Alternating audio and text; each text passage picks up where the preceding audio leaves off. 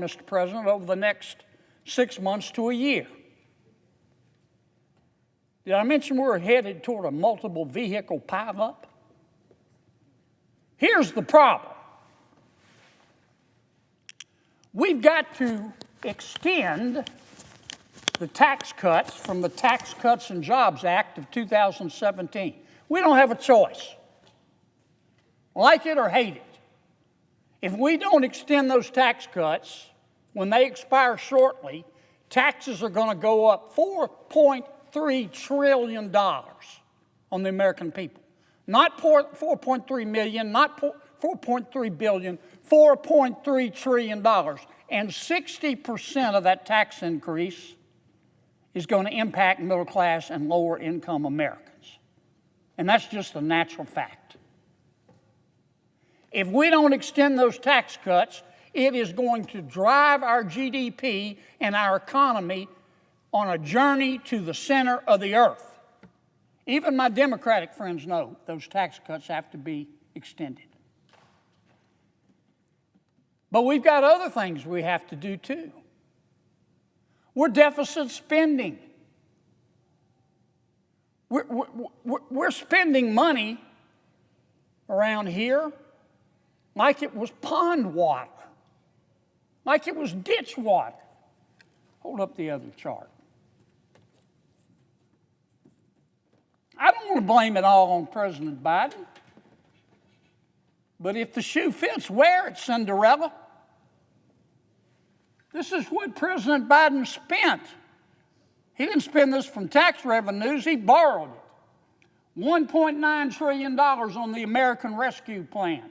$1.2 trillion on the Green New Deal, which they called an Infrastructure Act. $1 trillion on the Inflation Reduction Act. The CHIPS Act, where we gave money to some of the biggest companies in America, big tech, because they said they needed it. We gave them $280 billion for semiconductor manufacturing. It was just announced yesterday, China just kicked our ass on artificial intelligence. I don't know if I can say ass on the Senate floor, but by God, I just did. They did. I don't know how else to describe it. After we spent $280 billion, I mean, this is just under President Biden, $4.380 trillion of money we didn't have. We are deficit spending every nanosecond. I don't know how many millions we have had to borrow since I've been talking. We're taking in about $4.5 trillion, give or take. We're spending about $6.5 trillion. And when we deficit spend, that money doesn't just fall from heaven. We thank heaven for it. But we have to borrow it, and we have to pay it back. And those annual deficits, daily deficits, monthly deficits, roll over into national debt, and we've now got $36 trillion worth of national debt. We're going to run out of digits. That's the most debt we've ever had, well over 100% of GDP. So we've got to renew the tax cuts, which is going to cause short-term, before it stimulates the economy, short-term loss of revenue, and we got to stop the deficit spending, and we got to reduce our debt. But there's more. There's more. We've got to increase defense spending. Because President Xi is working with President Putin, who's working with the Ayatollah in Iran, and their goal is to have Putin dominate Eastern and Central Europe, to have Iran dominate the Middle East, have China dominate the Indo-Pacific and the South China Sea, and be free to roam in sub-Saharan Africa and Latin America and South America. I don't want America to be the world's policeman, but I don't want President Xi or President Putin or the Ayatollah in Iran to be the world's policeman either. And weakness invites the wolves. And we've got to start spending more money on defense. Now, you don't have to be Einstein's cousin to figure out that all the things that I just described that we've got to do in the next year to 6 months could be called competing interests. tax cuts, stop deficit spending, reduce the debt, but find more money for defense. Something's got to give. And all this is a long-winded way of saying we're going to have to reduce spending. We're going to have to do it. The numbers are the numbers. Since 2019, the American population has grown 2%. We're not having babies. 2%. And that's after all the illegal immigration. You know what has happened to our budget? It's gone up 55%. I know we had a pandemic. We had to save the economy. 2% growth in population, 55% increase in spending. Yeah, we've had inflation. We haven't had 55% worth of inflation.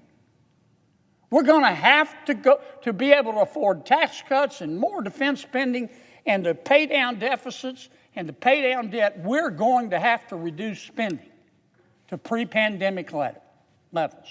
And that's what this OMB memorandum today, which temporarily held up the spending of some money consistent with President Trump's executive orders, was the first baby step toward.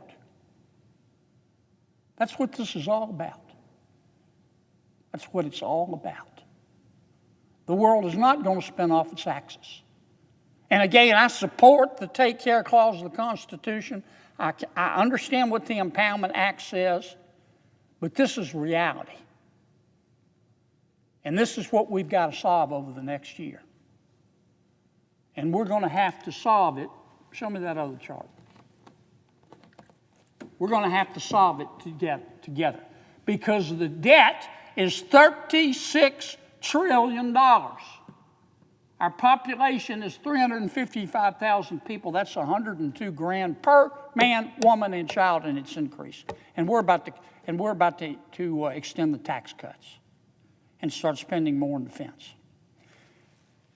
There's a lot of excitement around here about the reconciliation bill or bills. I'm excited about it. You can write this down, Mr. President, and take it home to Mama. Those reconciliation bills, which we have got to pass to get through this multiple vehicle pileup that I just described, are going to contain substantial spending cuts. They are. Because you know what? If they don't, that reconciliation bill or bills will never pass the United States Senate. And I know it will not pass the United States House of Representatives.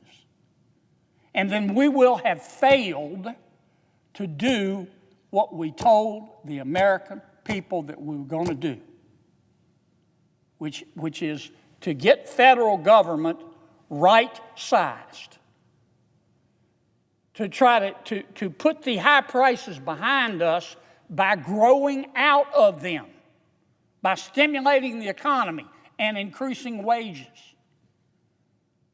by making energy cheaper, by paying down our debt. And that's what's going on. So I hope all the folks today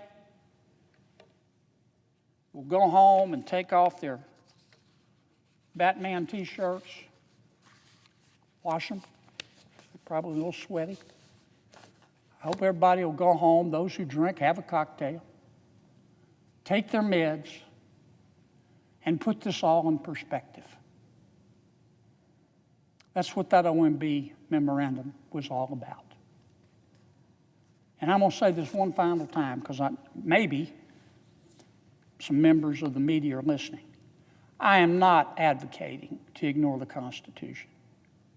And I am not advocating to ignore the impoundment laws of this Congress. What I am saying is, if you don't believe we're going to have to cut spending substantially in order to get out of this mess that has been created, then you shouldn't be driving. Mr. President, I yield the floor.